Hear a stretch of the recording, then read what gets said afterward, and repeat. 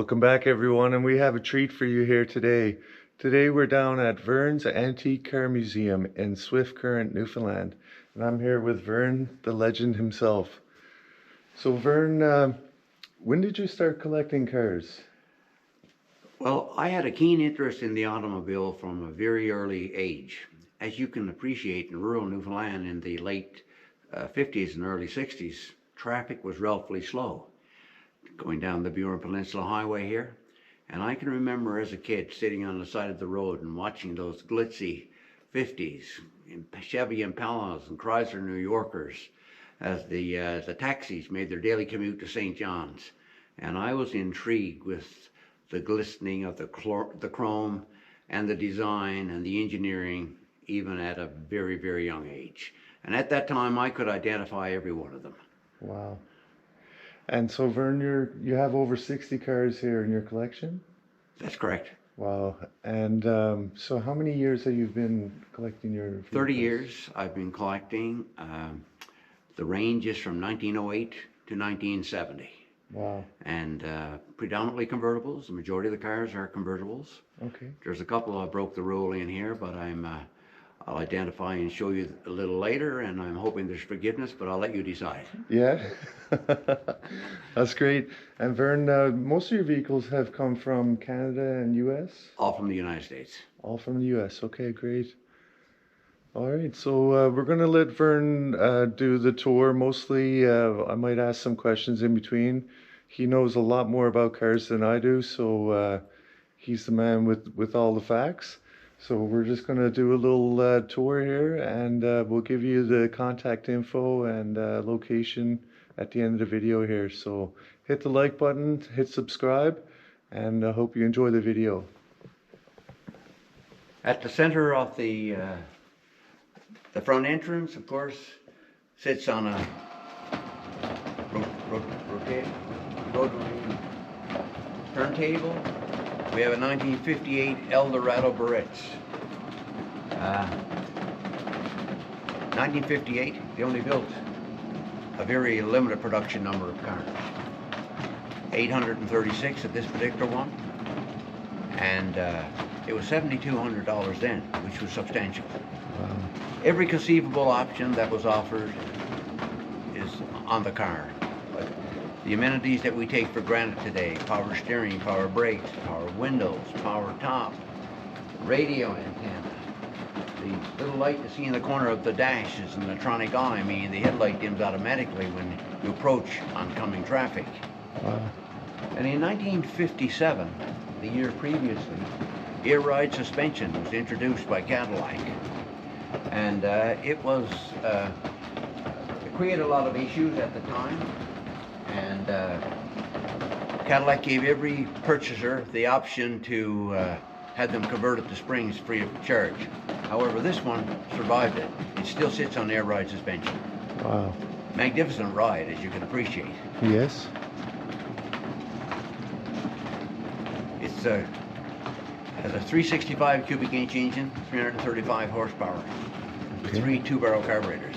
So obviously it passed everything but the gas station. Okay. But at that time probably wasn't a factor. Yeah. We didn't have to deal with $2+ per liter. Yes. Wow, that's amazing, Vern.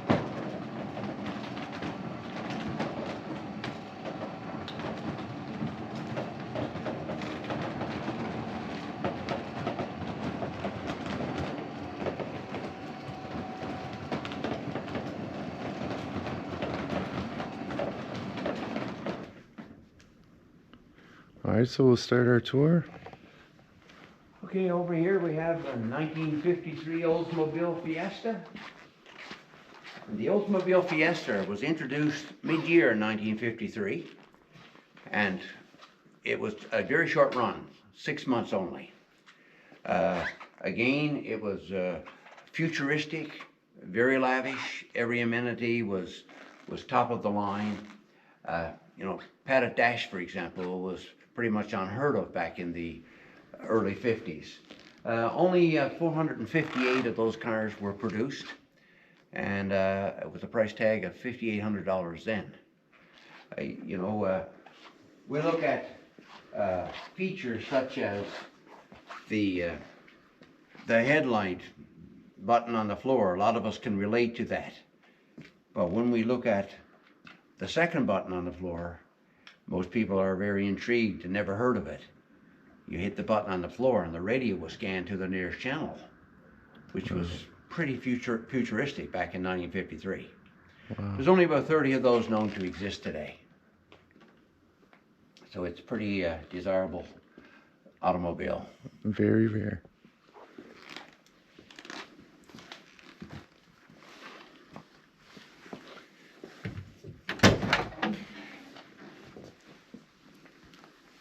One at the dimmer switch, and the other one is for the radio. Sequential selectronic radio button, they called it. Wow.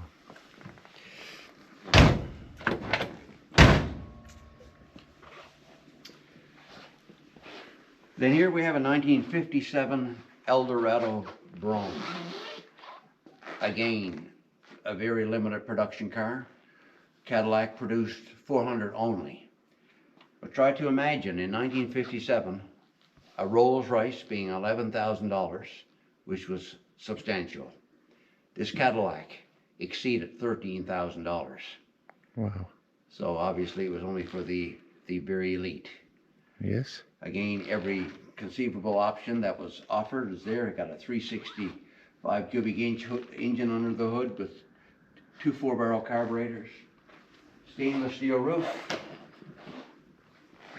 This car was so far advanced, if the rear door was even ajar, it won't go in drive.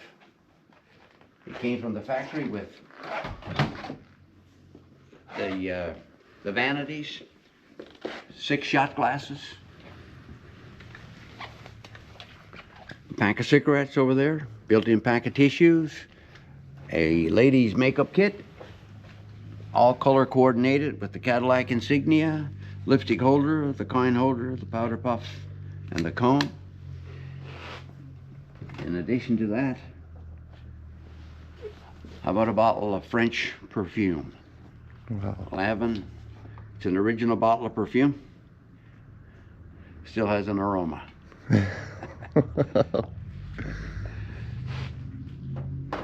The carpet, literally Muton, pure lamb's wool. Wow. Suicide doors, so heavy, 3 hinges were required. Everybody had their own ashtray and cigarette lighter. And how about heaters underneath the seat on each side? Wow. Again, the highest degree of luxury for the era. And even at $13,000, every piece of literature that I've read on the car indicates that Cadillac lost $10,000 on each one then. Wow. So I guess it was to prove that they could do it. Yes. The trunk is power up all the way, power down all the way, and screw tight. Wow. The wheels on the car are solid forged wheels. That's not a hubcap. I'll show you underneath the hood.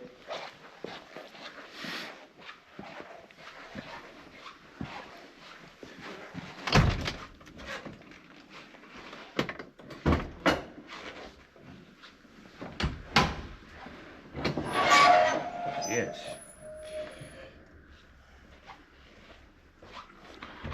Just like it came from the indicated. factory. Power memory seat.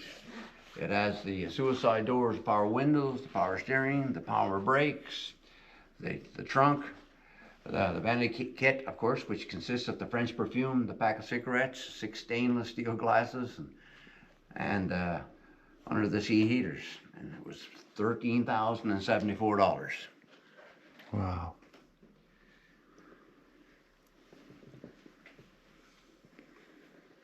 Clean as a whistle, looks like it just came from the factory. Yeah, every car here, you can pretty much eat your breakfast on the bottom of the cars.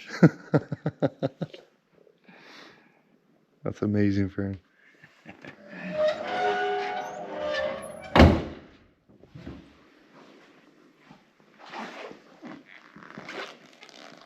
'58 Buick Limited. production of just over 800. And this car would have been about $5,800 in 1958. And as you can see, when chrome was in unlimited proportions.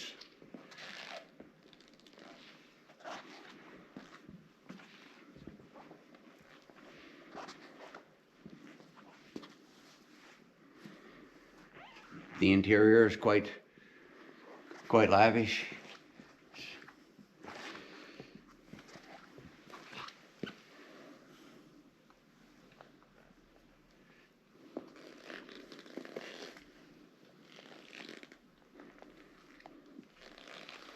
Most of your cars, Vern, were you buying them from private sellers or from auctions? The majority are private. Okay. You know, I do go to a lot of auctions, but I rarely buy. Okay. Basically because of the mentality. Yeah. You know, there's so much money floating around that if they want it bad enough, if they got to pay $100,000 more than it's worth, in a lot of cases, they will. Okay. So Yeah. that doesn't work for me. Yeah. I had a couple of gentlemen come in here a little while back, and the trunk was up on this car. And one looked at the other and said, "This is a $700 apartment in Fort Mac," he said, "without a driveway."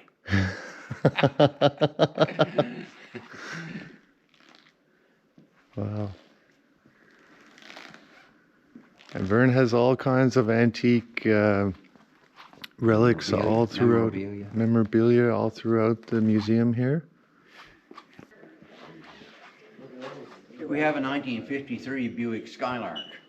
And 1953 was the introductory year for the Skylark, along with the 53 Cadillac and the Oldsmobile Fiesta, which we just briefly talked about. And they were motorama cars.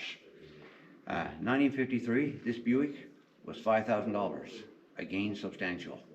And as you can appreciate, not every day somebody rolled in with $5,000 back in the day to make a purchase when a house was probably only about half of that for the average home. And as part of the 50th anniversary, Buick had the owner's name engraved into the steering column. So this one says customized for Len Emke, and he was from Columbus, Ohio.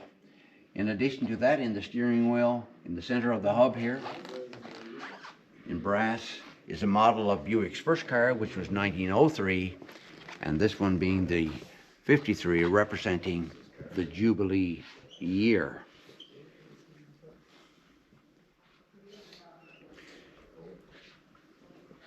If you look closely, there's a very thin line here between sport and luxury.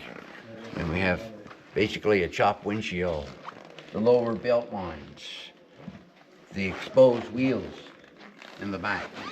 I mean, fender skirts were very popular back there.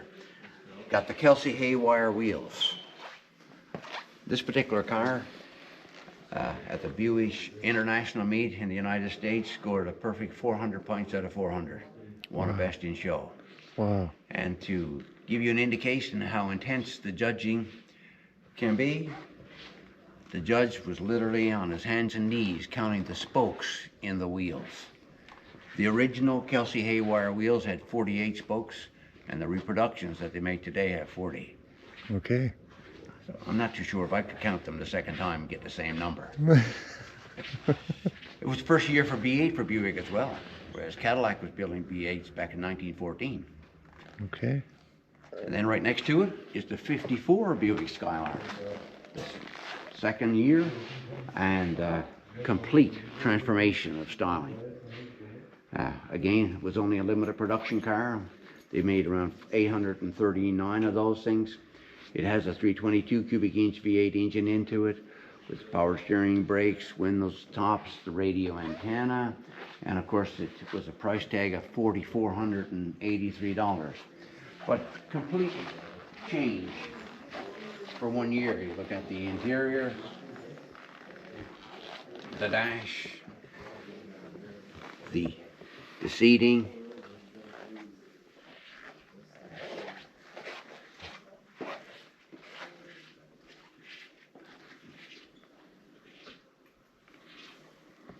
The rear quarters, literally sculptured.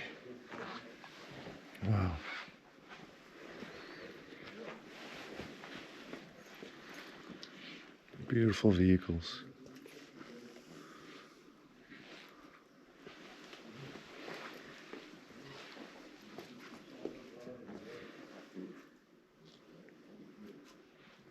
And you do a lot of restoration too, Vern? Oh, the majority of them have been totally restored. Yeah. Every knot, every bolt. Wow. Yeah. They're purchased in the United States and the restorations are completed before they come back home. Okay. Yeah. And we have the 54 Eldorado Cadillac. Again, the Eldorados are the top of the line Cadillacs.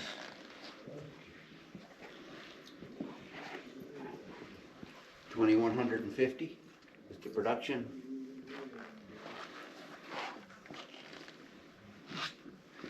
Gold badging. Styling was superb back in those days. You know, every year the V crest and the medallion on the hood here, okay, were changed from year to year, and they even embossed them in the back of the seats.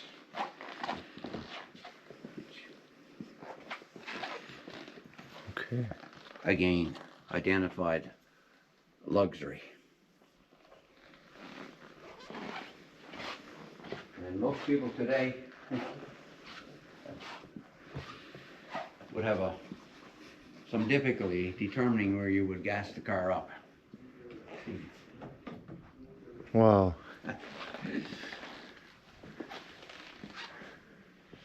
That's where you put your fuel in right there, guys.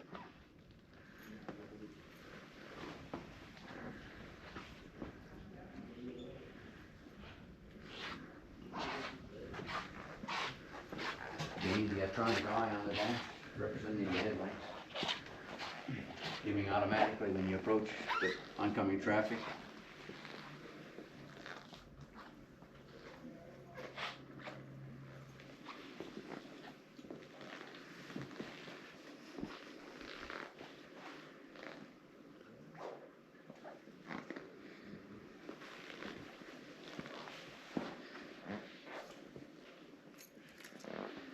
It was a 331 cubic inch V8, 4-barrel carburetor, of course. Turned out about 230 horsepower at the time. I mean, they're big sleds, weighing 4,000 pounds and beyond. The next two here, we had the 59 Eldorado Barrettes, and I'm frequently asked my favorite car, and out of all the cars that are here, I find it difficult passing this one. I was always fascinated with the fins. It also took me 5 years to find the car. Wow. Again, a limited production car. They built 1,320 of them only. And of course, I wanted a bucket seat car. Now we're down to 99 ever built with bucket seats. Oh.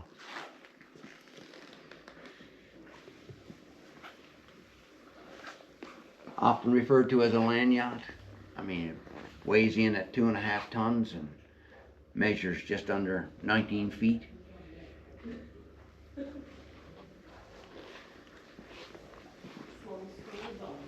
The fins tower 42 inches above ground level.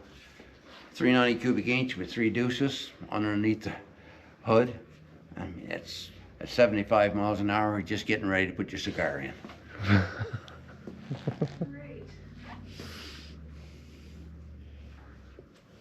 This one has won an award as well, Vern? Many awards. Yes. Yeah. This one won a Best in Show in Warwick, Rhode Island. It was a big meet. It's everybody's desire at one point in time to try and win the Best in Show, but not easily achievable. And it was 285 Cadillacs. Wow. So that was pretty big meet. And the judges kept coming back to the car, and you felt like something was in the air. You know, they were constantly asking questions, and of course the results of the meet are not disclosed until the banquet that night. It was a pretty high-end affair. It was held at the Ritz, and there was about 700 people at the event. And I remember vividly when the moderator stood to the podium with the envelope in hand. It's not easy to shut up 700 people, but it was as if everybody had held their breath, waiting for the moment. And the moderator started off like this, all the way from Newfoundland. Well, I was the only one there from Newfoundland, so pretty well had that one sewed off, eh? Awesome. But it was a very, very touchy moment indeed. The car scored 99.5 out of 100 points. Wow. Now, that being said, my nearest competition was 1/2 point behind me. Okay. And if you were to look under the hood of this thing, you can see that it's a pretty busy engine bay.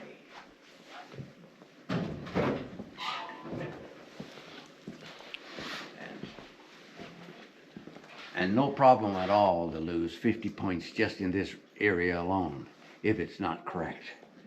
You know, right down to the nuts and bolts. You know, there's no point to go to Napa and just pick up a set of bolts to go here. Look, this one has an M. Okay, they're all lettered. The headlights. Okay. T3 headlights. If that was a Westinghouse headlight, for example, you would be on the way down when it comes to points. This car even has cruise control. Now look how large the unit is. Okay? Air conditioning. Your windshield washer, like a mason jar bottle. Wow. And the back section of the car is like the grille in the front.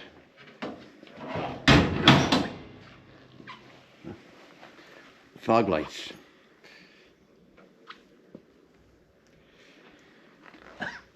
Go back. I've never seen anything like this. Antenna, power and recessed in the fender. Power door locks.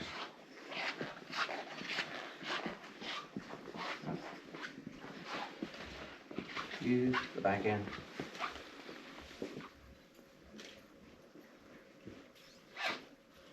You're good. You'll be a long time guessing where you'll fill this one up as well. Wow.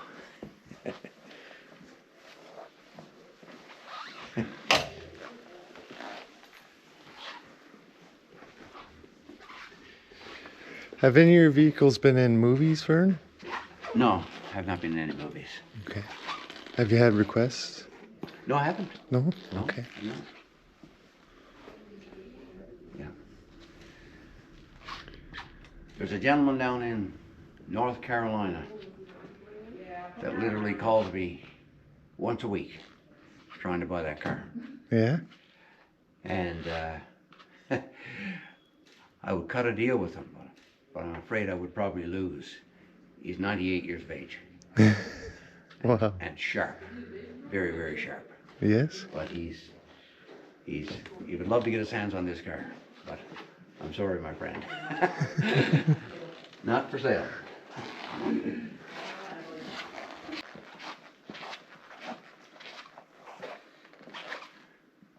Here we have a 1956 Packard Caribbean. Only 276 of those were ever produced.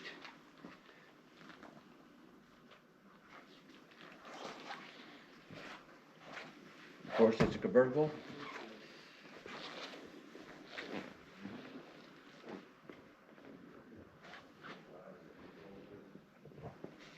The interior is amazing. It's the oldest car I have with seat belts. It has a lap belt on the door. But have you ever heard tell of cars with reversible interior? I haven't. Flip it over. Have color coordinated leather on one side or the cloth on the other. The same with the back, the same with the rear. Wow. The dash is like the cockpit of an airplane. The gear selector on the side of the steering column. And those two vents you see on the dash are air conditioning vents.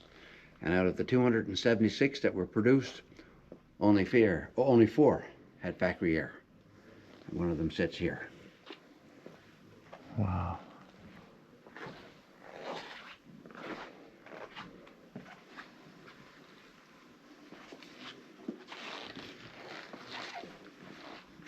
Tricolor. Copper, the blue, and the white.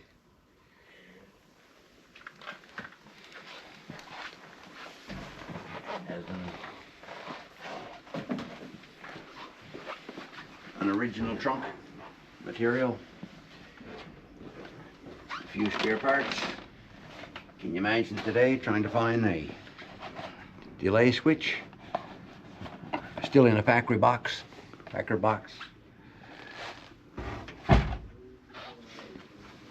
Wow. Incredible ride.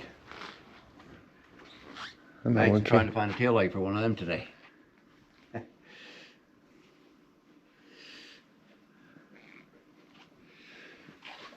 We have a 1960 Dodge Polara.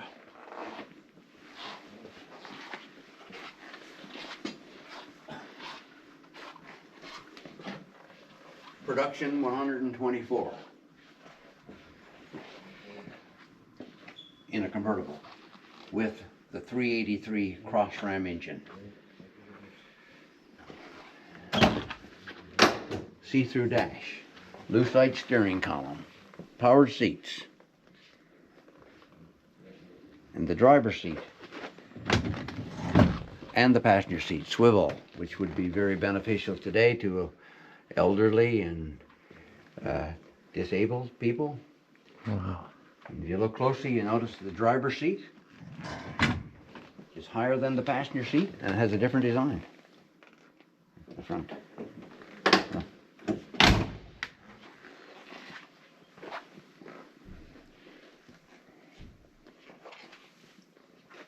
Rear view mirror is right on the dash, Vern?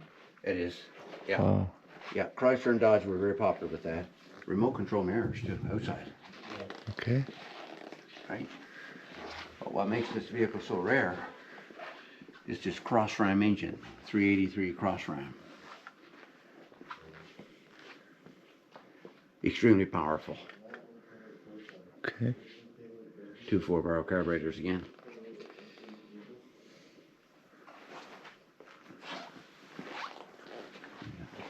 Goes down now. Have a quick look at it, the whole thing.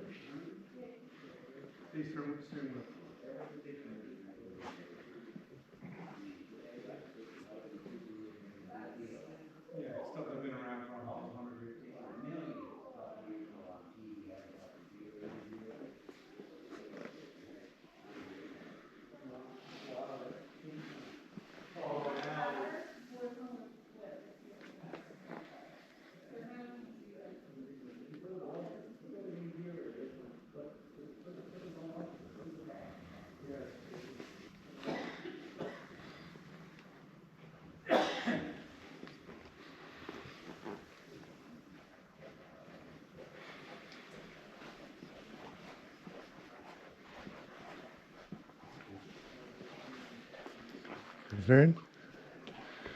1959 Dodge Custom Royal, 984 ever produced.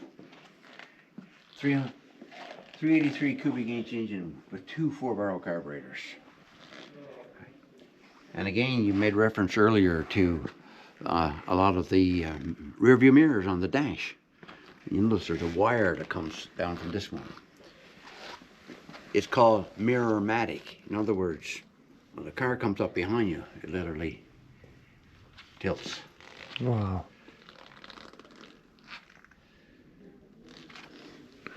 Seems like they have way more options than the modern cars. Well, they were well ahead of their time in a lot of cases.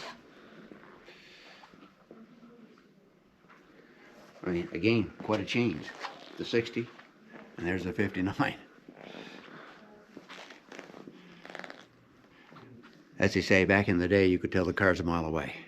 Yes. Then we have a pair of DeSotos, a 1958 and a 56. This 1958 DeSoto has a 361 with 2 4-barrel carburetors.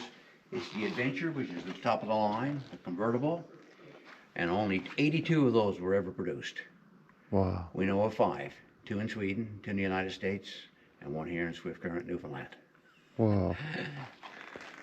Have you ever heard tell of cars with clocks in the center of the steering wheel? Self-winding. It winds as you drive. Wow. And the record player, which you can see from the other side, it's called the Ben Ross clock, by the way, and that was a Rolex watch of the day. Okay. The record player, they're 16 2/3 records.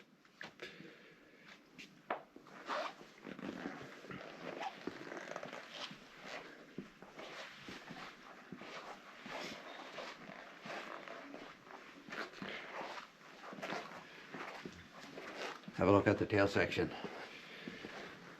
The interior. See the record player here? Wow.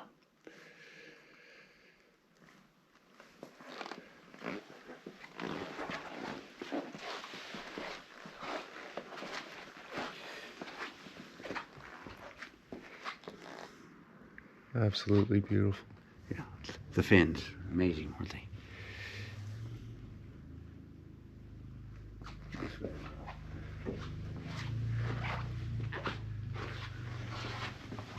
1956, DeSoto Adventure, the official pace car. Again, look, see the get that out of here.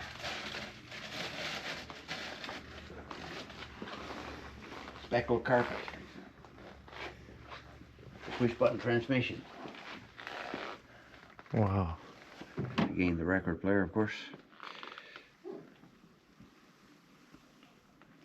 Right. Hemi engine. 341 cubic inch engine.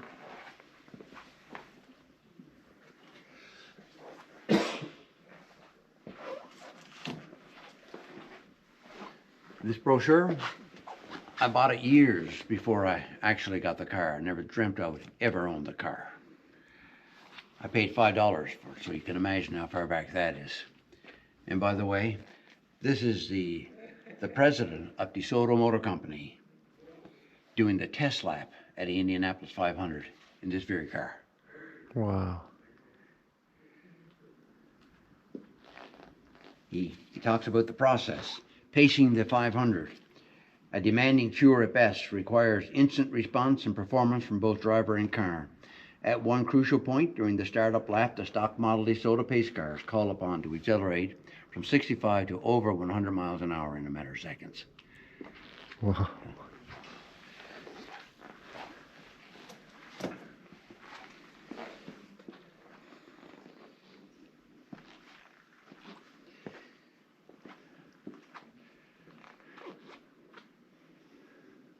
Unlimited luxury back in the 50s and the 60s.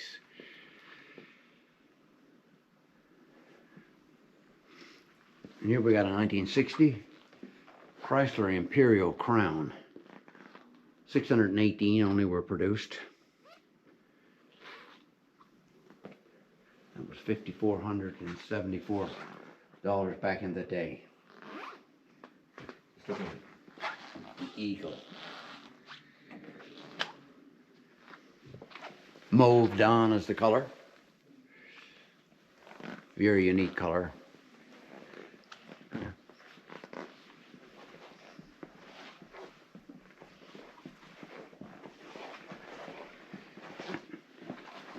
Again, look at the deep pods. The steering column, nearly square. The electronic eye on the dash. Those two big vents you see on the dash are air conditioning vents. Okay. And the power seats, power windows, even the vent windows are powered. Again, we have the swivel seats and the driver's seat higher than the passenger seat and different design. Okay.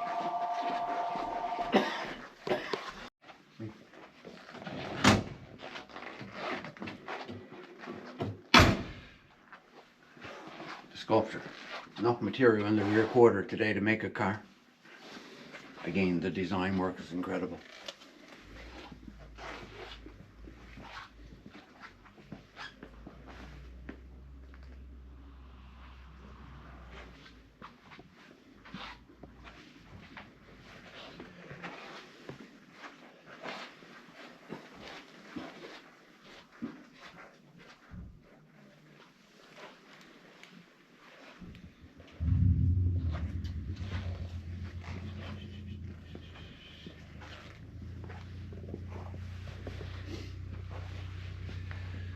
Now we have a 1960 and a 1961 Chrysler.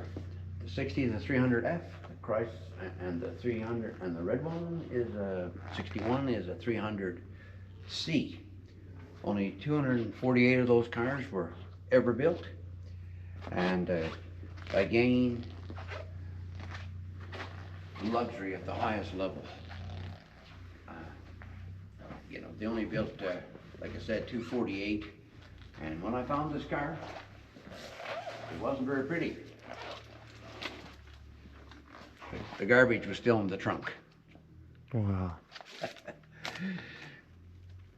So it was a complete nut and bolt restoration.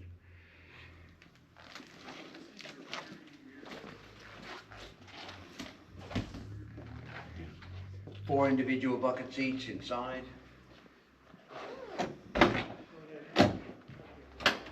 With the console running right through it.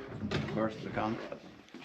Again, Chrysler was big on the swivel seats. But look at the dome dash, which illuminates at night. The lucite steering wheel. Your power RPM gauge in the center of the console. The power window buttons, and in the rear, again, everybody had their own ashtray, of course, cigarette lighter at the time. And power windows.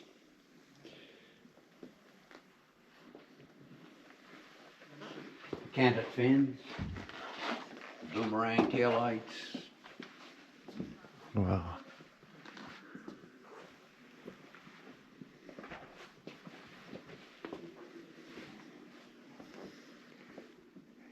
Regardless what manufacturer, styling was superb.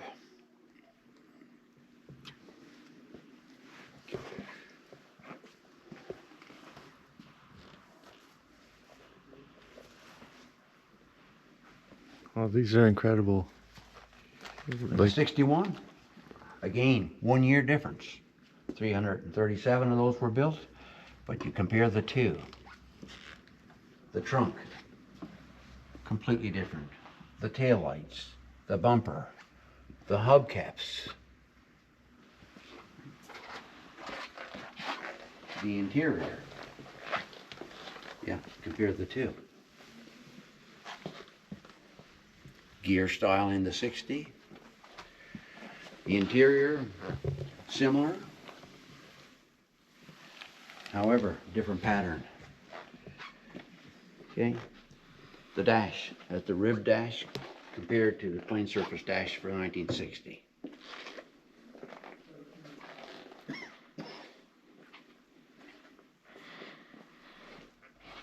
Good morning, Michael. I'm good. And you?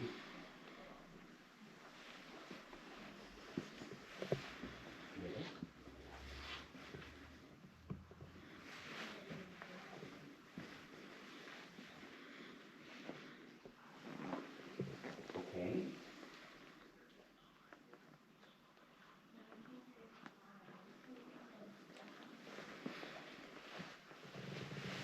Oh, okay. I have the border yet, you know? Okay. Oh. Wow. 1957 Chevy Bel Air. Everybody can relate to the 57 Chevy. Probably one of the most iconic vehicles in existence. Even today, they're very popular and very desirable. However, this is a little rare compared to the norm.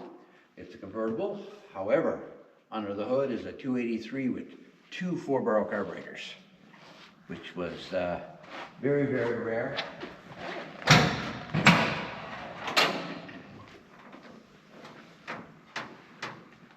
And of course, extremely powerful. Wow.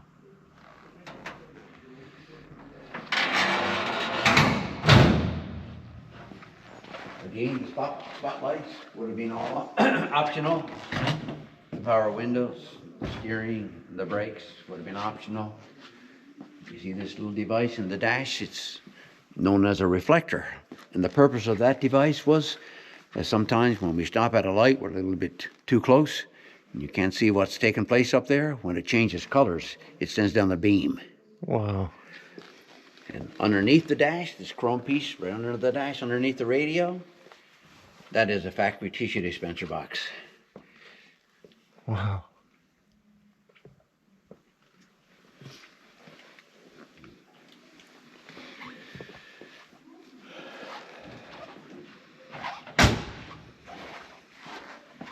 And the iconic, the gas filter cap.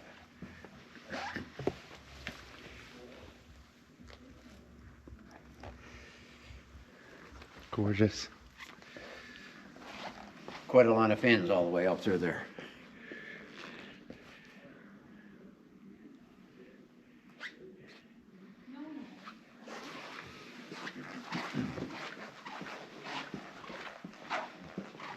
Missing is a 1958 Bonneville Pontiac with fuel injection. It'll be back again here in the fall. Okay. Then we have a 1964 Impala Super Sport, and we have a 1965 Impala Super Sport. This 1964 has a 409 under the hood, and the 65 has a 396. But the base price was $3,196 for the 64 Super Sport. Out the door, how about $5,202? 66 factory options. Every option that was available. Somebody went in, took the pencil, and give it all to me. Wow. And we're talking about there's a mounted fire extinguisher in the trunk. It's $14.95. The front floor mats were $6.95. The rears were $5. Locking gas cap, $3.45. So it's going to take a while to get up $2,000 worth of options. The most expensive option was the air conditioning. That was $363.70. Then when you compare that to the left rear deck antenna, was $7. Wow. The ashtray light, the lamp, $1.50. Bumper guards, $9.70. Okay. Under the hood, like the Beach Boys song, where we'll find me and my 409. Cruise control, air conditioning, spare windshield washer valve with General Motor tag on it. Wow. Extremely rare.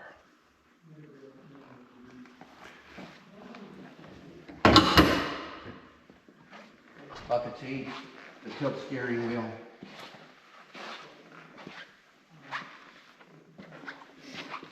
The factory tissue dispenser box underneath the dash, $5.50.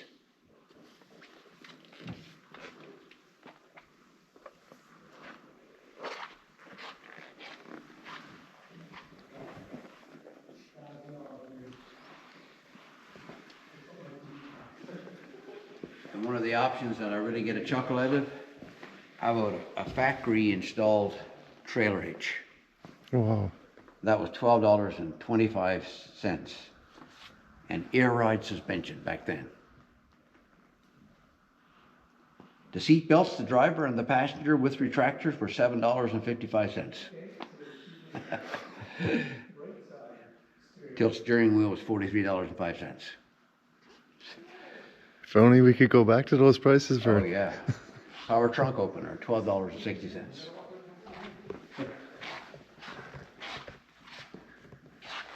65 is a 396 with a 4-speed.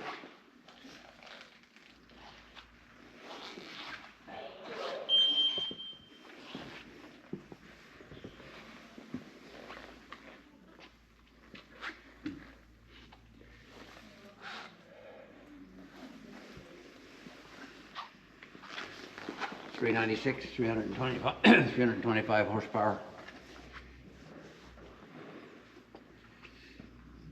The original Delco battery.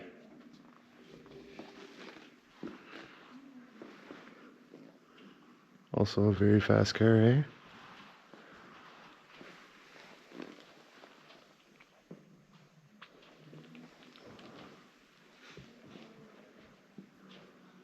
What do we have here, Vern?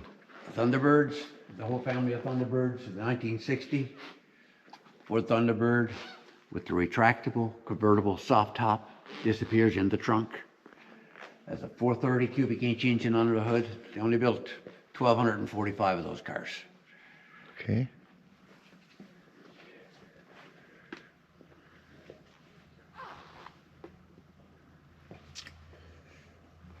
Again, the air conditioning. Pretty sporty interior. Yes.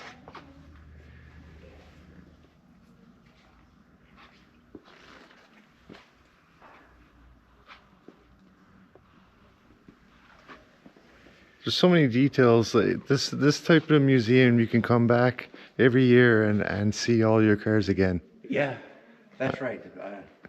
We do have a lot of repeat visitors, and you know they find something tomorrow that they didn't see yesterday, kind of thing, you know. Yeah. It's amazing, Vern. All electric over hydraulic. One push of the button, trunk, the roof would continue to disappear, roll down here, and the deck goes down, and everything is completely secluded.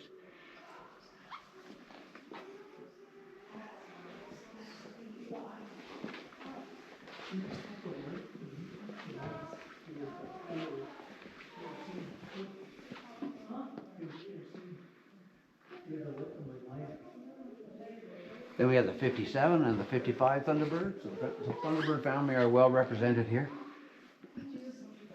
You may notice something a little peculiar here. No reverse lights. Okay. Obviously, safety wasn't an option back in that day, or as significant as it is today. Reverse lights were optional. Okay. And this happened to be the F code supercharged engine. They made 205 of those cars only. Okay. It's a 312 cubic inch, 300 horsepower, basically 1-to-1 with a standard shift with the overdrive option. Very, very rare. With the options that this car has, they only produced 17. Wow. The date that this car rolled off the assembly line is on the chassis rail. It says 071757 if you were to get down and look at the actual rail. Okay. Yeah, underneath. See the number Oh, of I the see, chassis? yeah. Wow.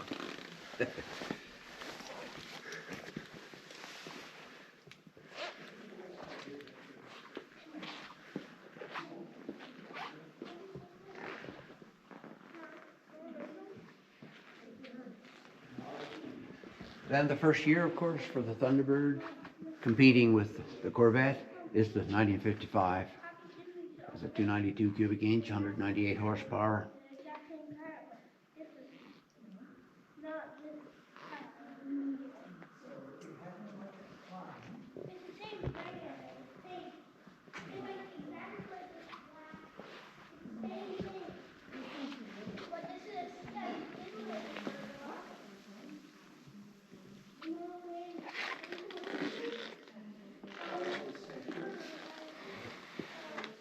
The colors are spot on too, like Yeah. so beautiful. Goldenrod yellow, they call that.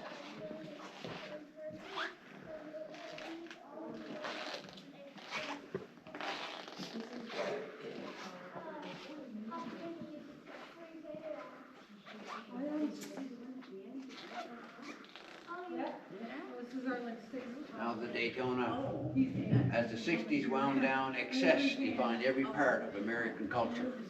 And cars of the late 60s and early 70s were spectacular creations, embodying the power of the optimism and dreams of future.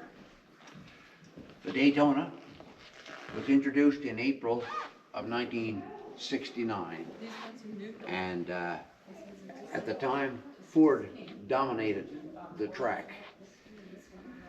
So Chrysler introduced the Daytona. They produced 503 Hemi engines, or 503 total. However, only 70 had the Hemi. We know of 12 known to exist today with the original engine, transmission, and the rear end. Because those cars took quite a beating. I mean, they were very fast, and in a lot of cases they weren't taken care of.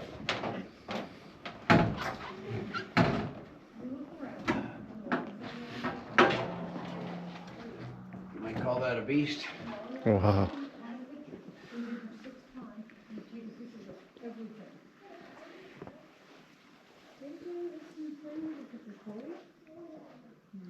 One of those cars did 198 miles an hour on the track. Oh my goodness.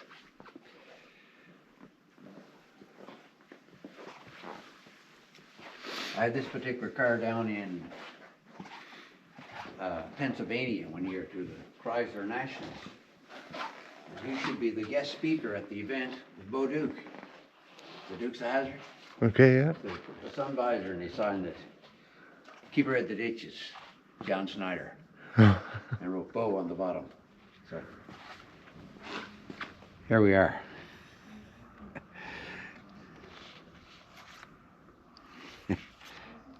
Wow.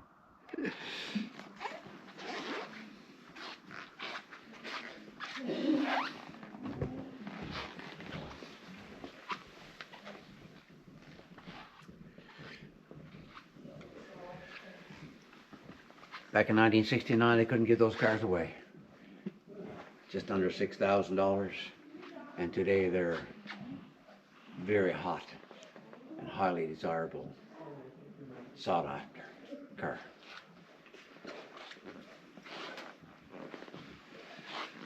A 71 Cuda and a 70 Cuda. You remember earlier when we started the discussion that I said to you that majority of the cars here were convertibles. Okay. However, there were two that I broke the rule on, and I'm hoping there's forgiveness. Those are the two. I'll let you decide.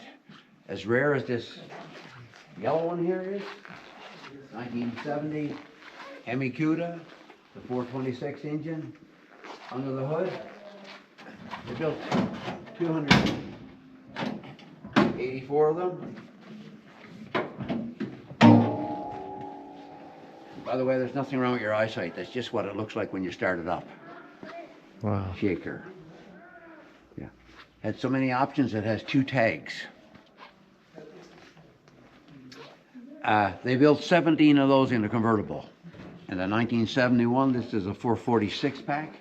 This particular car, as it sits, they built 108. Yet they built 11 of those in a convertible.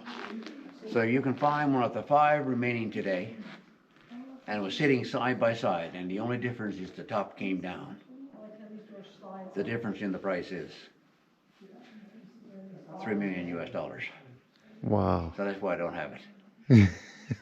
So am I forgiven? Oh yeah.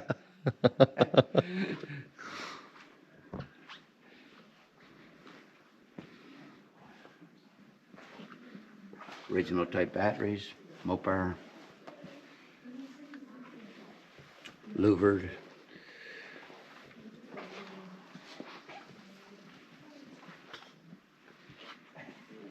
Tour red is the exterior color.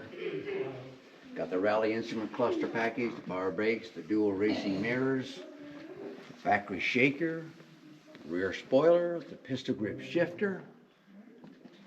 All that for $4,493 back in 1971.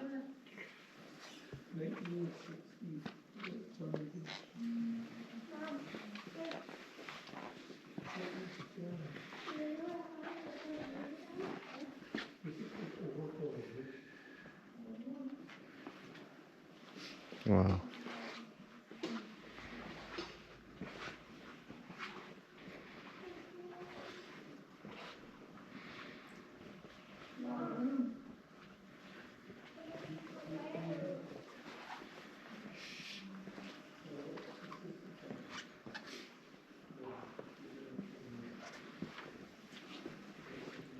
Leather interior.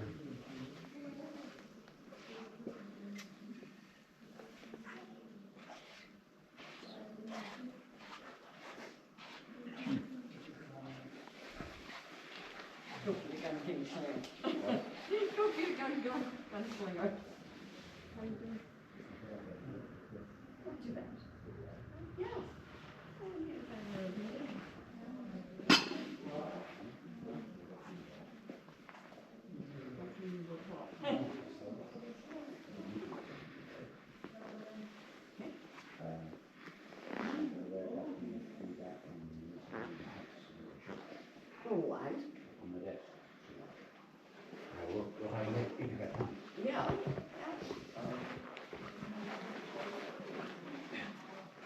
1967 Corvette Stingray. 427, 435 with the side pipes. Very desirable, very powerful.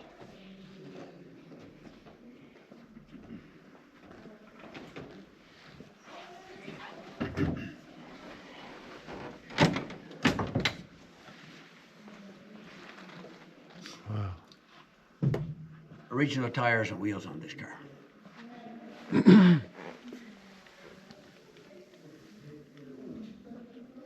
Wow.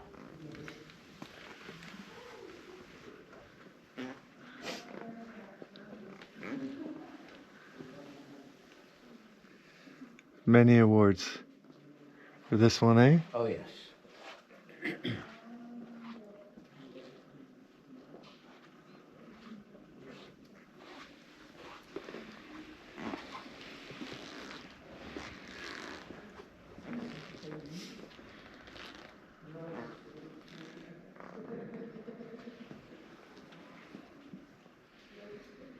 And right next to it is a 1959 Corvette. 283, 270 horse with twin 4 barrels.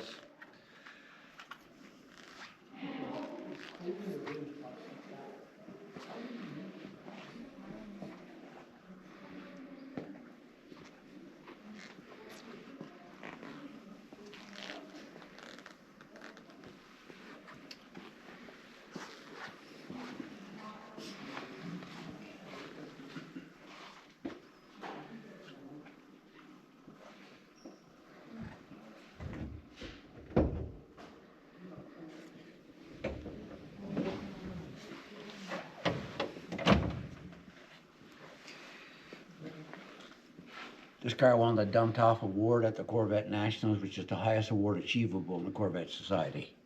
Wow. The majority of the manufacturers, like Chrysler, work on a 100-point system. Some of the Thunderbirds are 300s. Chevys are 1,000. But how about 4,510 points? Wow. Brutal. It's just brutal. It's about the only thing I can say. It's unbelievable. Wow. And this thing scored 4,417 out of the 45.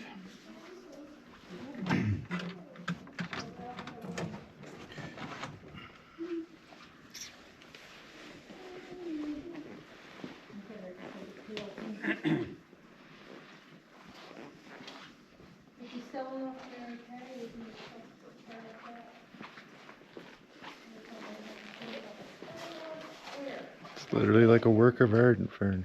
Yes, they are. An LS6 Chevelle, not just a Chevelle. The LS6 separates the men from the boys. There's guys out there would almost sell their soul for this car. Again, it's a convertible, 454 cube with a 450 horsepower. Wow. They only build approximately 50 of those in a convertible. And I'm told that this is the lowest mileage LS6 Chevelle known to exist on the planet. I don't have documentation to prove that. However, the car has 3,671 miles. So I think you'll probably agree you'll have to go a long way to find one with lesser miles than that, if it even exists. And according to the authorities, it don't exist. Wow. Again, the original tires, the original wheels. Okay? The cowl induction.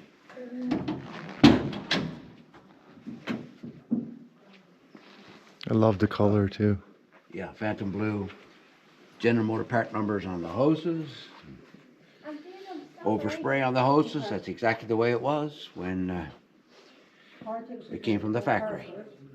Still has the original mufflers. Okay, if you look at the mufflers, it's probably the only way you could probably believe me. The last three digits on one muffler is 319 and the other one is 320. Now what are the chances? Sequential numbers. Wow. That was all of $4,905. Wow. Sold at Quality Chevrolet in Louisiana, April the 24th, 1970.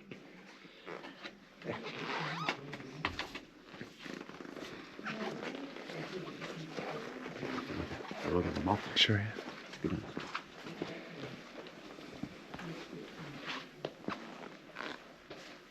Halfway up underneath. Okay. Straight up, toward the front. Toward the front, you see the part numbers on the mufflers up there? Okay. Just up past the rear end? No, straight up. Oh, I see. I'm seeing that.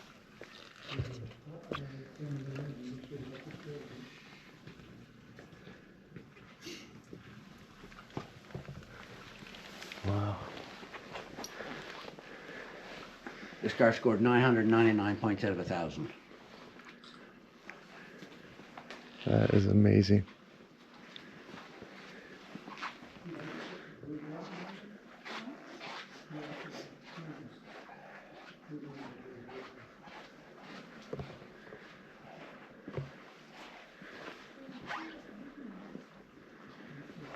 That's a 1970 Oldsmobile 442.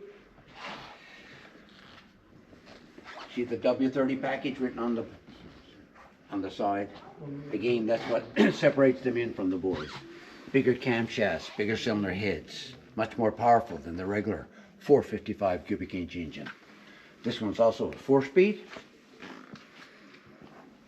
96 were produced with the W30 package, and we know 12 today with documentation. He just wants, I'm gonna go and get his camera, and we'll come back in.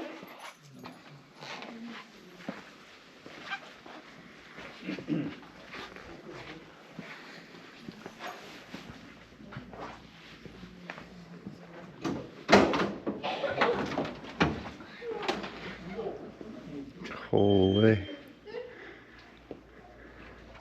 I like that little blue.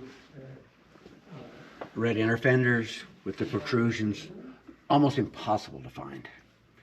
I mean, when you get down to this level of detail here, look, never open when hot. Wow. Again, 999 out of 1,000 points, best in show in New York at the Oldsmobile Nationals. Wow.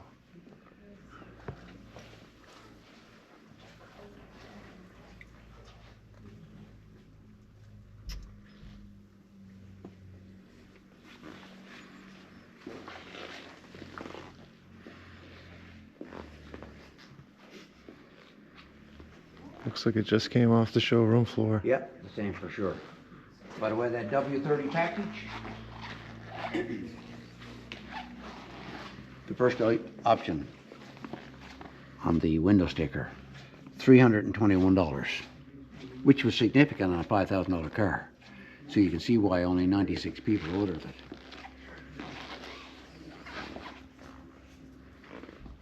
Wow.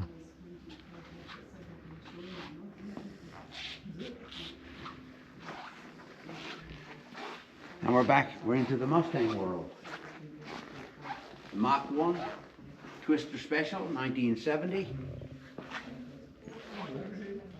They only built 96 of those cars total, and they were built in Kansas City, which is the capital of the world for the tornadoes. That's where the Twister name came from. Okay. However, out of the 96 that were built, only 24 were built with the 428 and the 4-speed. So, every part, genuine Ford. Look, you see the Ford part numbers on the hoses. Stand in the middle and do a circle. Wow. Don't everybody knows. That's what I want to do. You know what I'm saying? Cobra Jet.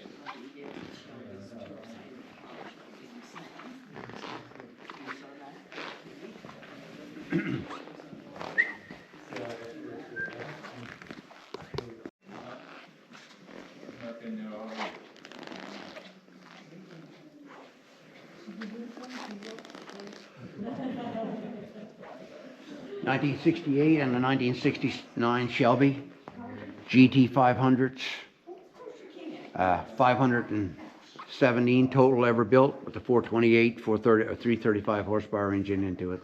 This one happened to be Acapulco Blue.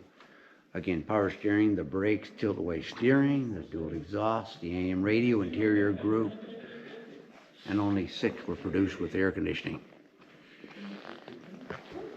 And the sun visor signed by Carl Shelby himself. Wow.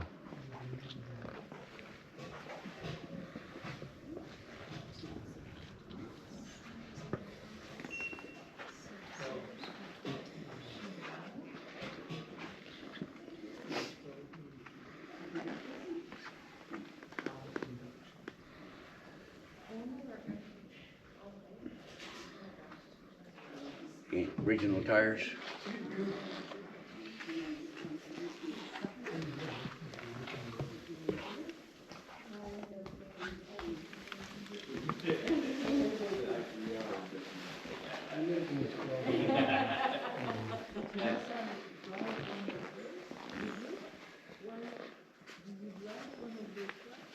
Was it all sides? The 69, 335 of those were built. This one has air conditioning as well.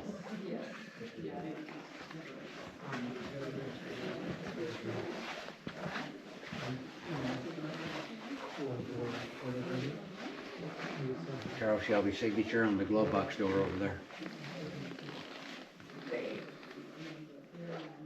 Wow.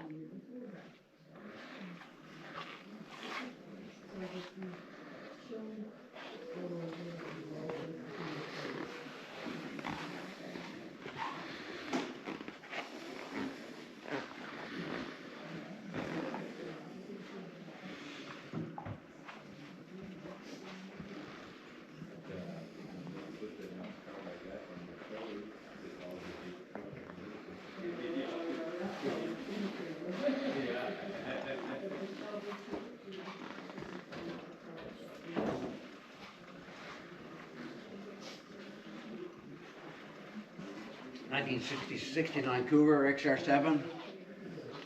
Again, got 428. 31 of them ever built. And with the options that this particular car has, it's one of one. And those are 8-tracks? That's an 8-track. Wow.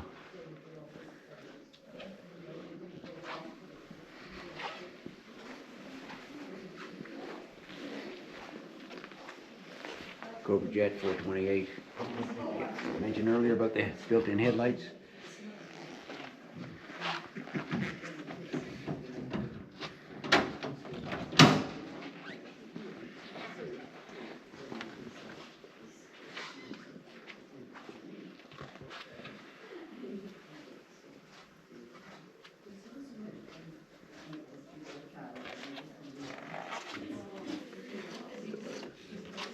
$4,700 back in 1969.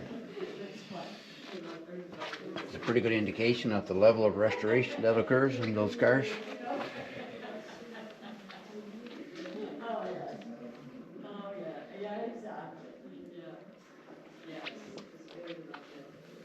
Wow. A 1967 amphib car. And by the way, I did try it. Yeah? Yeah. When it's in the water, right down to here. 4-cylinder engine, 43 horsepower. It'll do 7 miles an hour on the water and 70 on the land. Wow. Dual propellers in the back. So after I got comfortable with it, as you can appreciate, I made a lot of kids pretty happy. Life jackets came with the vehicle, Vern?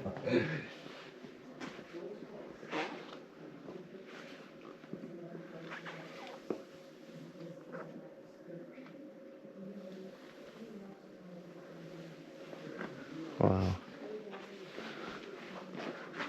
And so I guess the doors are waterproof too? Yeah, they're all waterproof. Like I said, half the car's underwater. Yeah. Dual propellers there in the back.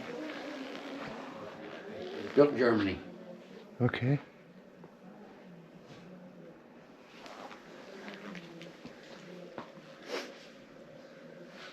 Wow, this is really neat.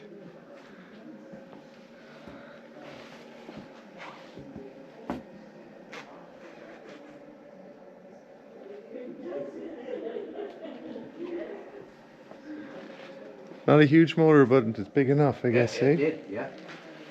Yeah. Those gas pumps are 1935s. Well, 17 cents a gallon, we'll take that today. Yes. 4 cents a liter. Wow.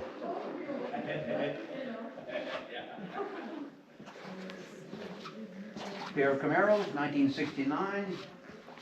396, 375 horsepower and convertible. The houndstooth interior. And the 1967.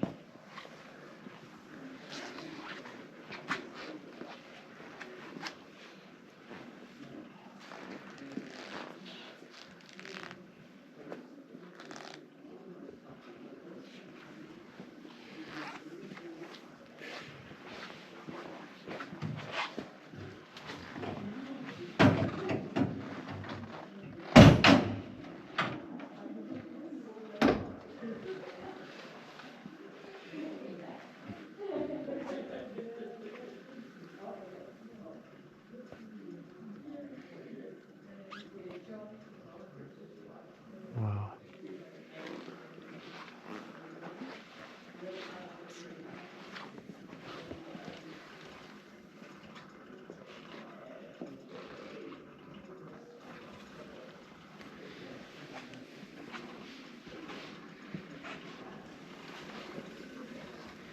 Very rare in a 4-speed.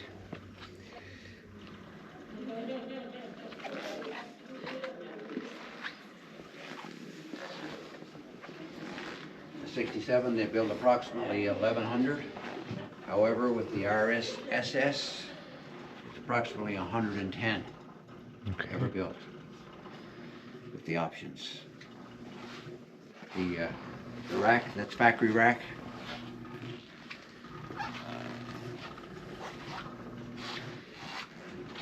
That would be for your luggage when you're going on a trip or something. That would be for the luggage or something like that. Would it? That would be luggage. It is a luggage rack. Yeah.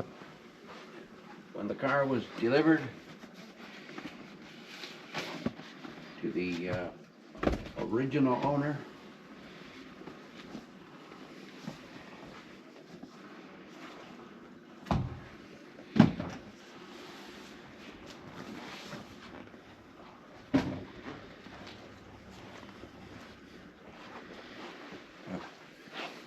it was still wrapped. Wow. Completely covered. The blue line tires on it. I'd say one happy boy. Yes. 1967.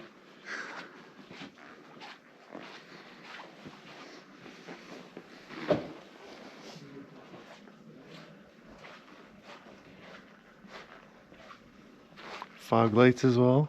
Pardon me? Fog lights on this one as well. That's built-in lights. Okay. Yeah.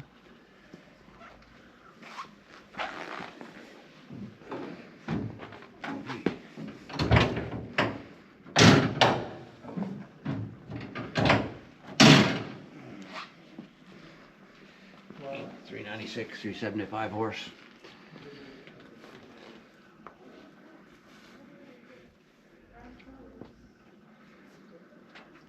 Wow. 1964 Volkswagen Beetle convertible.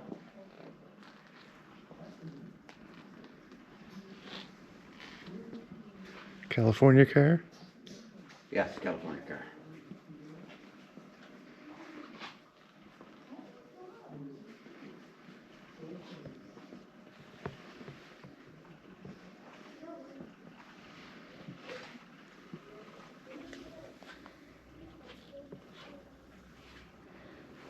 What would that rack be? That's like a storage rack in there. Storage rack inside there, yes. Yeah.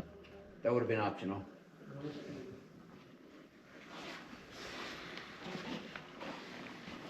Wow.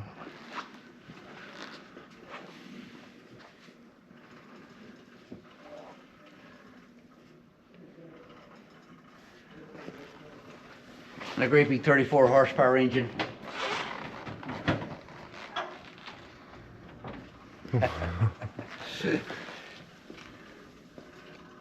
Lawnmowers are larger today. Yes. And up in the front,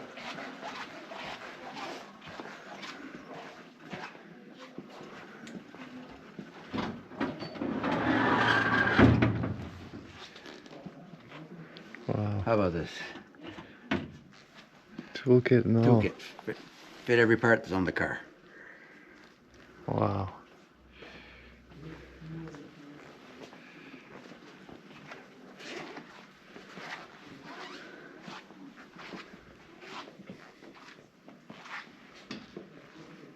This- 1954 Kaiser Darren. The only year it was ever built. They built 435 of them only. It's a 191 cubic inch, 90 horsepower, totally fiberglass. And how about sliding pocket door? Wow. The only manufacturer that ever made it. Just look at the clearance, the tolerance you have here when you close the door completely. Wow. Isn't that amazing? Just millimeters. A pretty 40 car though. And not real pretty when I bought it either, by the way. Again.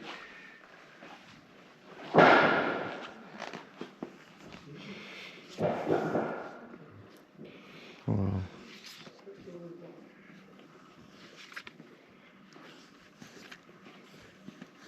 You brought it right back to life, and Yeah.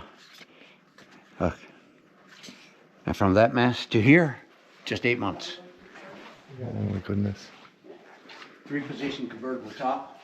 And when the top is completely down, it's all smooth. You don't see any top at all.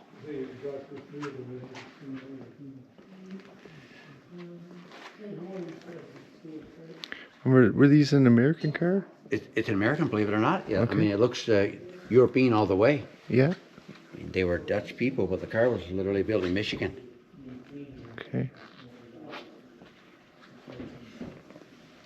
And this was a time when it was common practice to clay model a car before it went into production.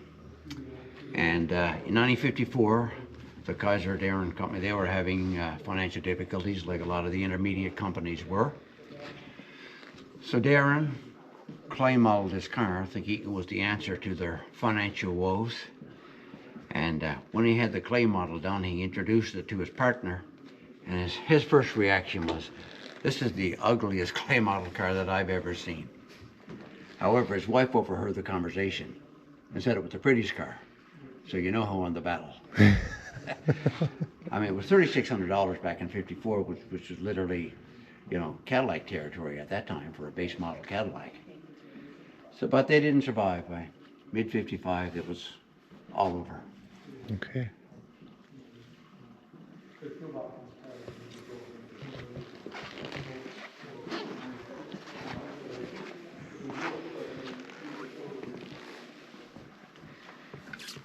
Extremely rare car. Very rare. Then we have 1957 Dodge swept side pickup. Only 1,050 of them were ever produced. You see the swept side, the configuration? I mean, if you look at the tail lights, it's like the tail lights in a 1957 Dodge car. But out of the 1,050 were produced, I've only seen 4 of them in an automatic. So it's very, very, very rare. I mean, it was uncommon to have a automatic truck back in the 50s. Okay.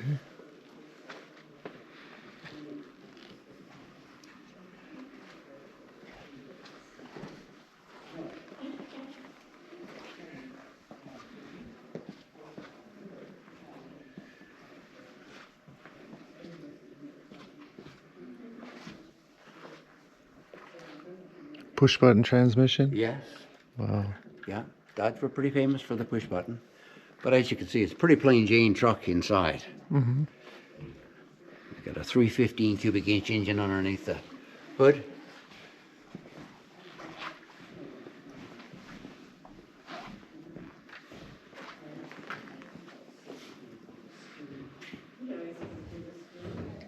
Radio antenna on the roof.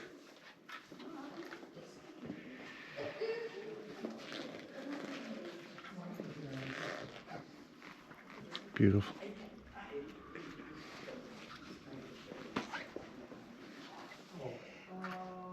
'58 Apache. And next to it is a 1957. Very similar trucks, except for the headlight configuration. Got the 4 light versus the 2. But the box on both of those trucks are actually fiberglass. I mean, it was the luxury truck. I mean, and this one happened to be a 4-speed. They only made around 1,200 of those. It's a 265 cubic inch engine.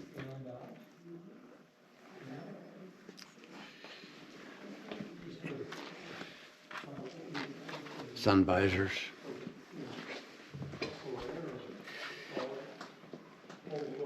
Wow.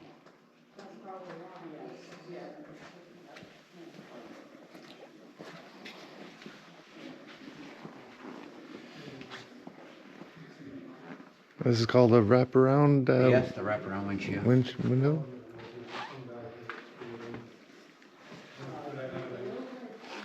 I mean, luxury. Wow.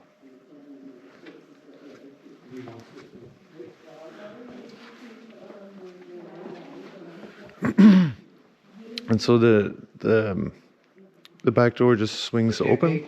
Yeah. Side. The cables run right through the back of the box. Okay. Wow.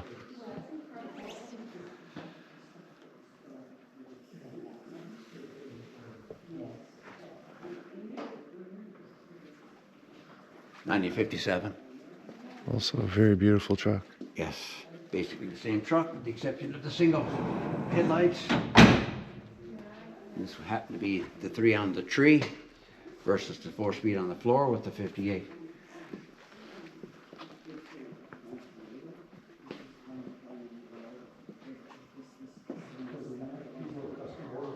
Yes. I mean, you could line up all the cars. It looks like a distance. Where does he go? Charlotte? In Newfoundland?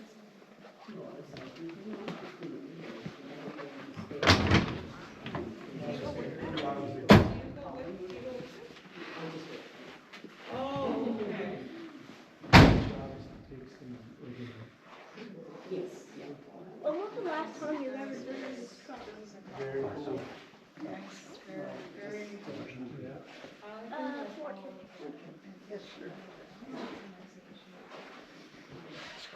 This truck scored 999 points out of 1,000.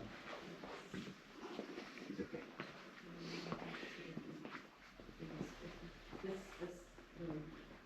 The spare tire is tucked away back in the rear end there.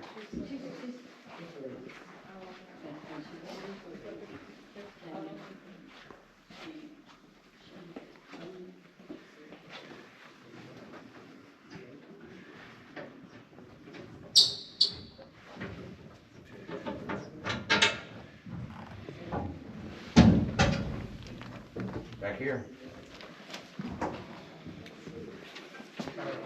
Wow. And the weight of that is unbelievable. I'm second to the car.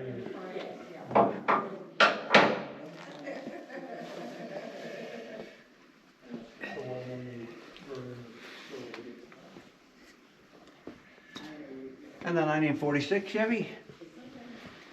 Vern, do you find the trucks are more rare than the cars, or Not necessarily, yeah? yeah, but trucks are coming on stream pretty hot right now. The last few years,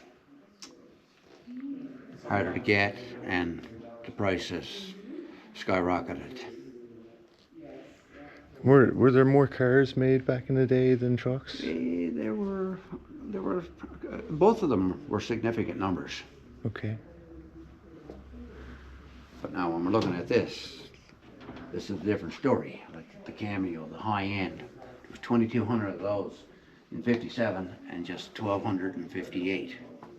So that's pretty low numbers. Mm-hmm.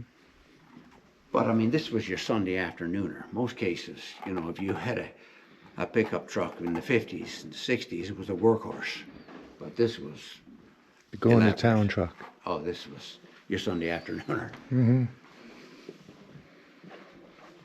1946 Chevy.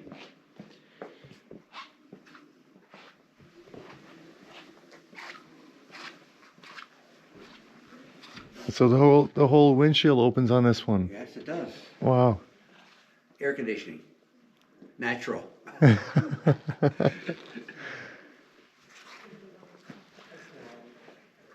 Little 216, 6-cylinder engine under the hood.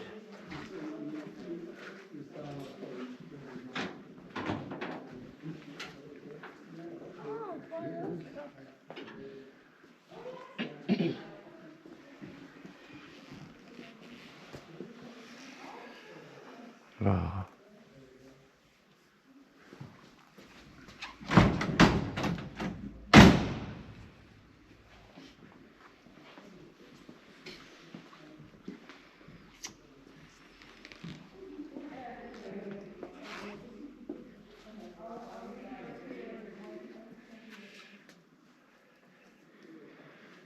And a 1969 Land Rover.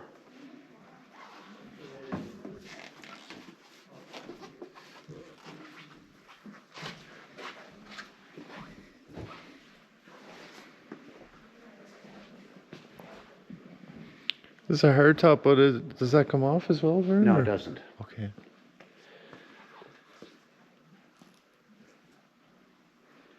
That's a galvanized bumper? It is.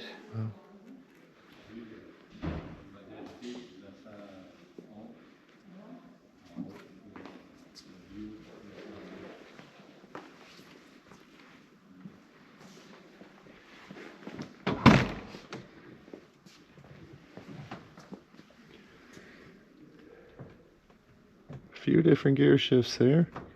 Got the handbrake, 4-wheel drive. 4-wheel drive.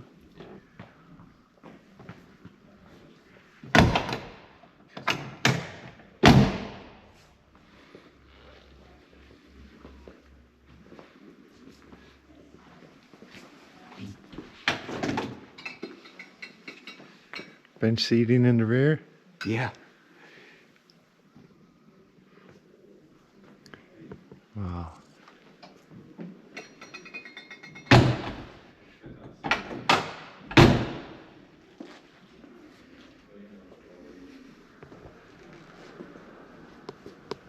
No, this is Well, what's the last I car mean, this $1,000 in 1908 was a significant amount of money.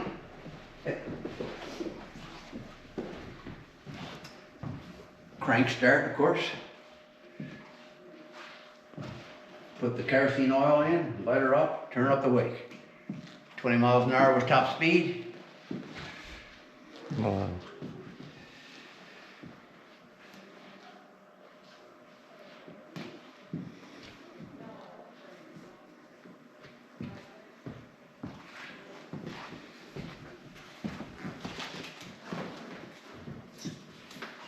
And this here's the fuel tank, Vern? No, that's the, you put carbon and water in there, and this liquid flows up for the headlights, the front headlights. Okay. Yeah. And one back seat. That's it. Wicked. Wow.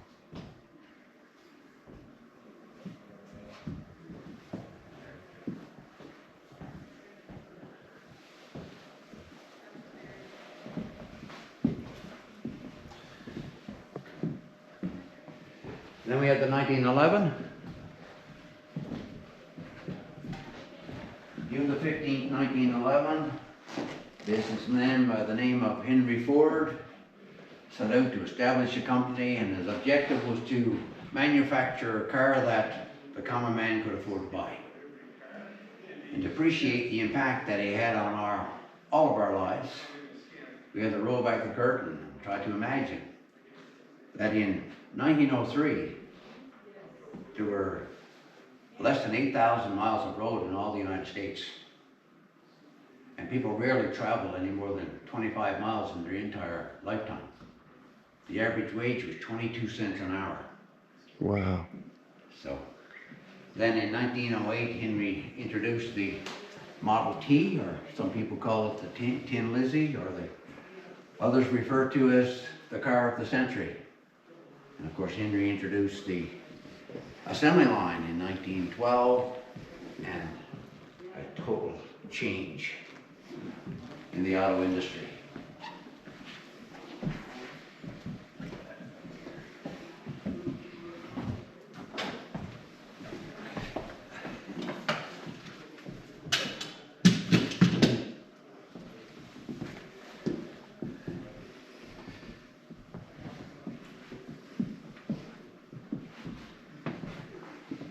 The clock, an 8-day clock, Okay.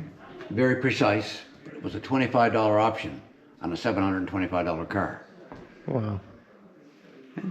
A bit complex to operate. I mean, you got your gas and your spark here, okay? Then you got your clutch and your reverse and your brake down here. So you get that all sync and go out, crank start it. Hopefully it won't kick back and break your arm. Wow.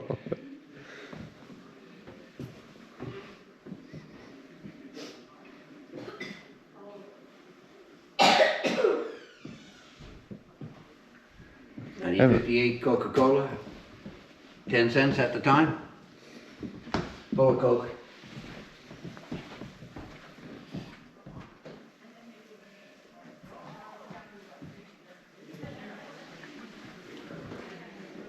$19.46 Wurlitzer jukebox.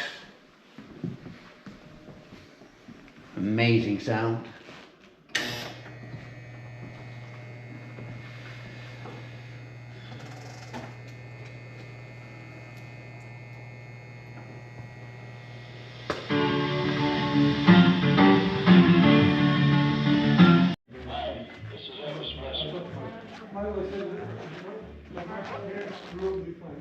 1942, Town and Country Chrysler.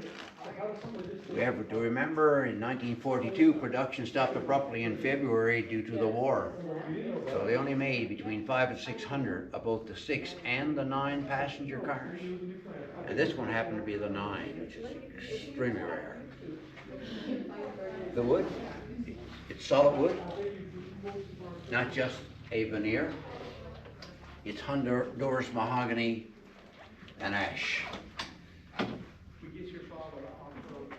Beautiful. The inside, the steering column, all the dash is Bakelite. These are my favorite, Vern. Yeah, they're incredible cars, no doubt about it. You got the mahogany on the inside of the doors as well, spring-loaded windows, wood in the roof inside.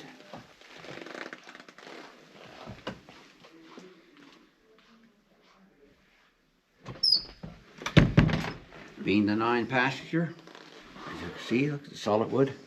The third seat, this is all factory mechanism. It's designed that if you don't want to use this seat, you can literally take it single-handedly, latch it up there vertically, use the car as a limousine. You have straps here for easy access to the back seat. Wow. And of course it was called the barrel back, or some people refer to it as the clamshell. And I mean, when we're talking 1942, to start off with those compound hinges and end up, you know, like that, it was incredible workmanship. I mean, even in today's world with the tools we have today, you know, it would not be easy to Come up those lines. well, Wow. there's only 16 of those known to exist. Wow.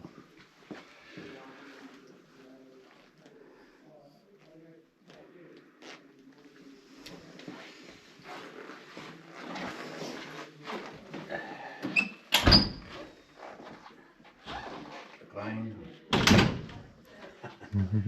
1947, convertible. Again, look at the finger joints. Woodwork.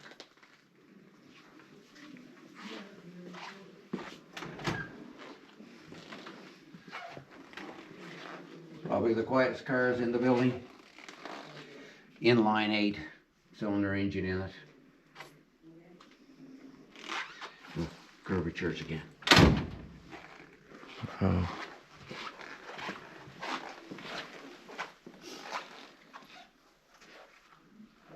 Around 3,000 were produced.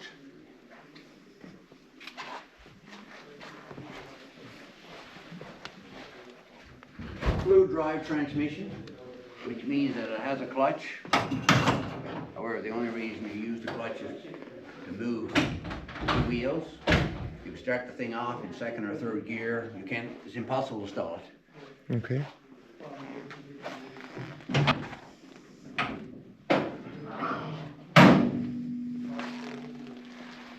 .324 cubic inch, 8-cylinder.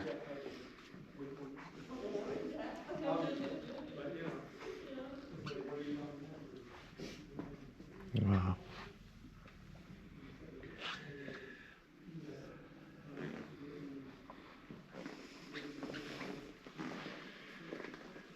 We have a 1929 Cadillac, 4-passenger Phaeton.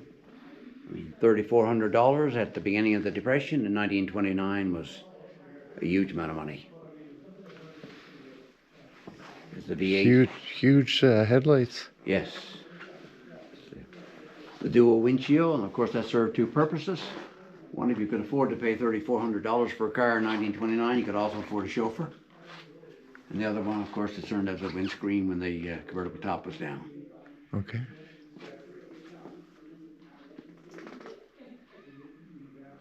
Wow.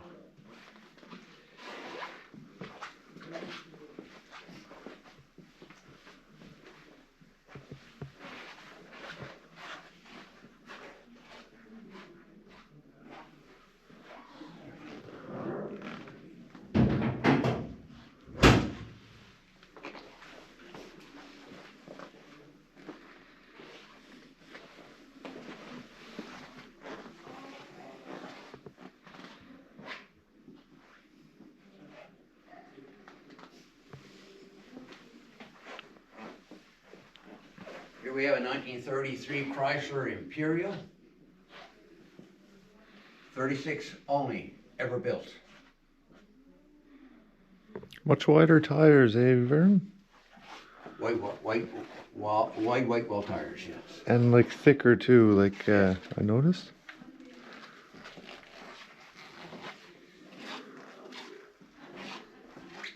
.384 inline 8-cylinder engine. If you look at the trip lights up here, whatever position your steering wheel's in, your headlights will turn.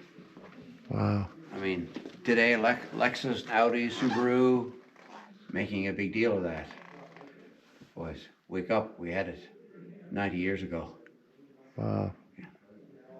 They spent millions the last couple of years advertising deer in and deer out on TV. Yeah. Wow.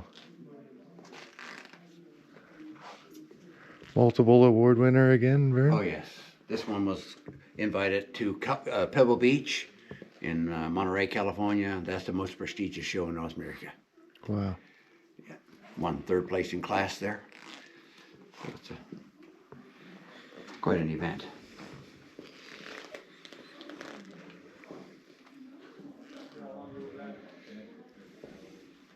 .1929 Willys Night.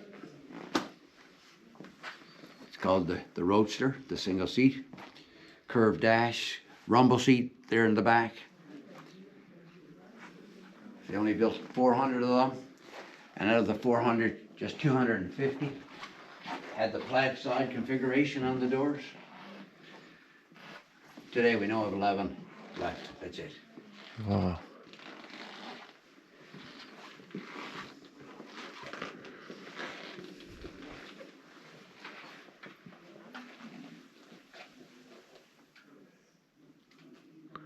Dual rear view mirrors? Yeah.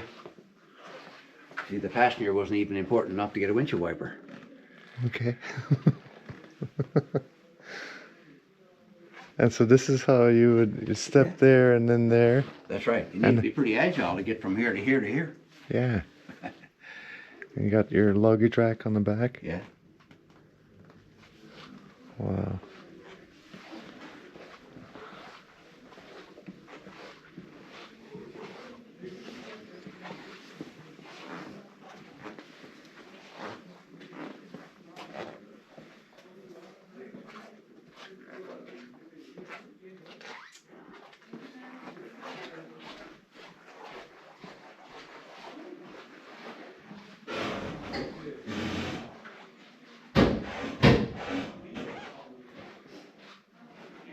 .1956 Lincoln Premier. That would have been the top of the line Lincoln in 1956. $4,747. They only produced 2,447 of those.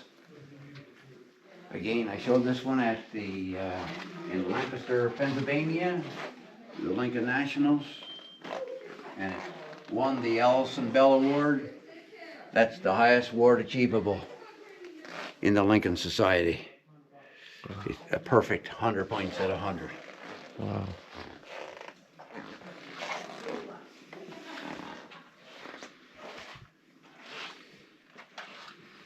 '56 Monarch Richelieu, that's the Canadian version of the Mercury. Mercury was built in the United States, and the Richelieu was built in Canada. We only built 330 of those in a convertible. We know of 13. Have you ever heard tell of cars with automatic chassis lubrication?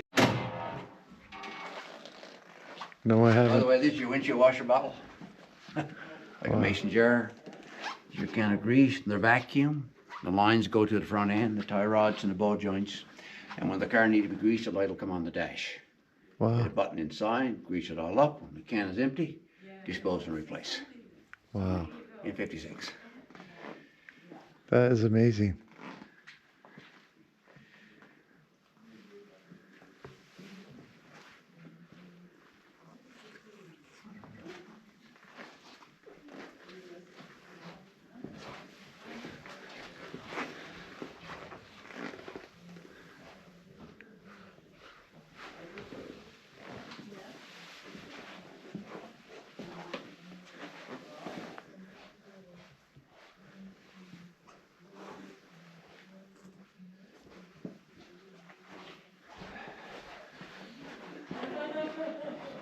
I have another pace car here. Yeah, the 57 Mercury Turnpike Cruiser. Again, no shortage of room. Wow. Original trunk mat.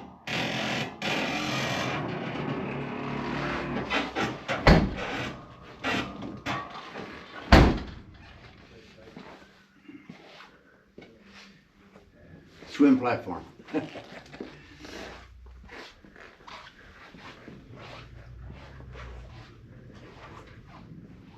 On the dash, you see this device with the silver ring and like a dial on the end of it.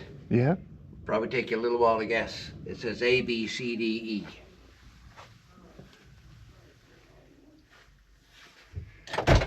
How about a 5-position electric memory seat? I have a new Lincoln that only has 2. This is 1957 with 5. Wow. Very peculiar dash.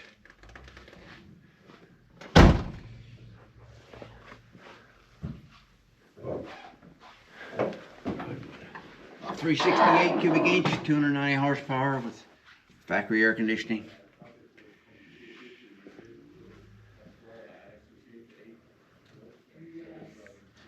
Wow. Just beautiful.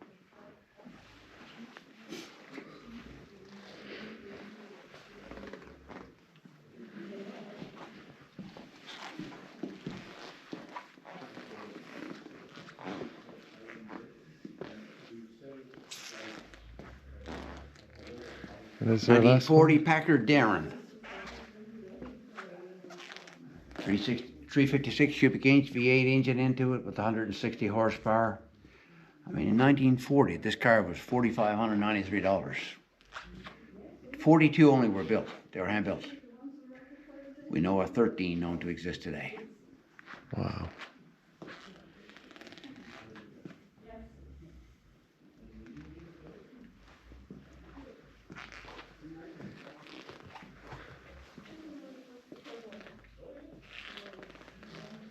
Highest level of luxury. Suicide door. Imagine how heavy the door is with 3 hinges on it.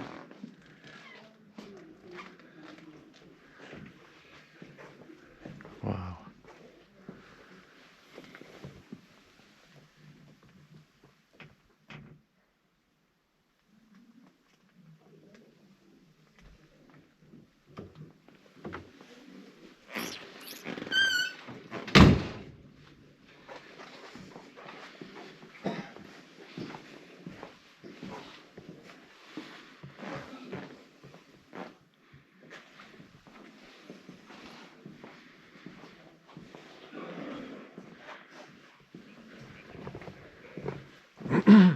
Well, I guess that concludes our tour, Vern. Thank you so much. It does, yes. That was a wonderful tour. And how do people reach you and come visit your museum? Well, we have a website. It's Vernon Antiques Car Museum.ca. As well, we are located on Route 210, the Don Jameson Highway down the Burin Peninsula. We're 23 kilometers from the Trans-Canada Highway. Awesome. And Basically only 15 minutes. yeah, and if you're coming from St. John's, it's just under 2 hours. That's where I came from here this morning. Yes. What a wonderful tour. Very, very informative. And one of the best collections of antique cars you're going to see, in many places. Thank you very much. Thank you so much, Vern. And we'll be back again. Yeah, we're open to the public every day, 7 days a week, from 10 until 6, from May until November. Okay, and admission is for $18 for adults and only $8 for children. That's right. Thank you again, Vern. Okay, buddy. That All was the an best. excellent show. Hit the like button, you guys, subscribe, and share with your friends. This is a wonderful place for car enthusiasts or to bring your family for a day trip. And very, very informative.